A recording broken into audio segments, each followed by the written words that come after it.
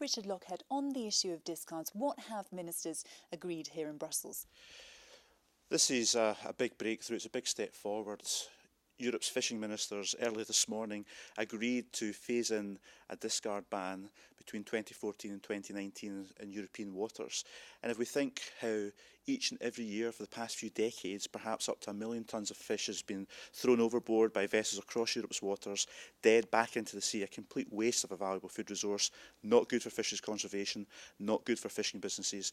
This really is a big step forward. And how workable for those Scottish fishermen is the timetable that's been agreed? How challenging will it be for them to meet this discards ban?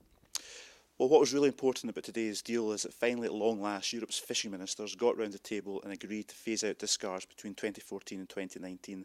And if we think about how each and every year over the past few decades, perhaps up to 1 million tonnes of fish across Europe's waters has been wasted by throwing it overboard, dead into the sea because of crazy regulations and other reasons, it really is a big step forward.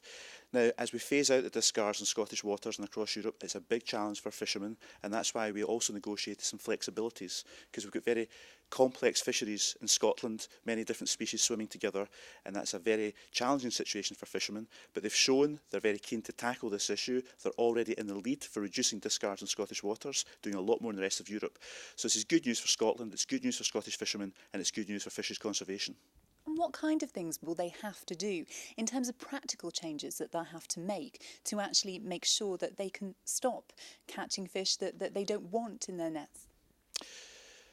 We have a mixed fishery in Scottish waters, many different species swimming together, and when you've got a quota system and you want to stop discards, that can be quite difficult and complex. But what we have agreed is a plan on the one hand is very ambitious, of phase out discards in European waters between 2014 and 2019, and our fishermen are up for that challenge. They're already reducing discards in Scottish waters and leading the whole of Europe in fisheries conservation. We've also got some flexibilities within the deal so that when it actually comes to the practical implementation of this discard ban, hopefully it's workable for Scottish fishermen. But there's a lot of work ahead. It's going to be very, very challenging, but there's a big prize to be captured, which means more fish in our waters, and of course fishermen not having to waste what they catch, not having to throw it back into the sea dead. They'll actually be able to land it. Just one final question. You talk of flexibility. Some people are saying that this deal doesn't go far enough and that there are too many loopholes in this discards ban to make it effective. What would you say to critics of the deal?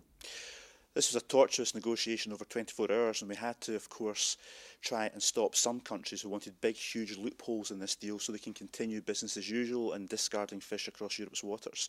But thankfully, the member states came together, the fishing ministers, who've not really done much to tackle discards for decades, finally took a decision to put this plan in place that will phase out fish discards between 2014 and 2019. Yes, it's got flexibilities. Yes, it's not the perfect deal. It's a compromise, but it's a fantastic starting point, and it's a huge step forward from where we were before, and we can move on hopefully from the scandal of fish discards where up to 1 million tonnes of fish in Europe's waters each and every year are being wasted and thrown overboard dead into the sea.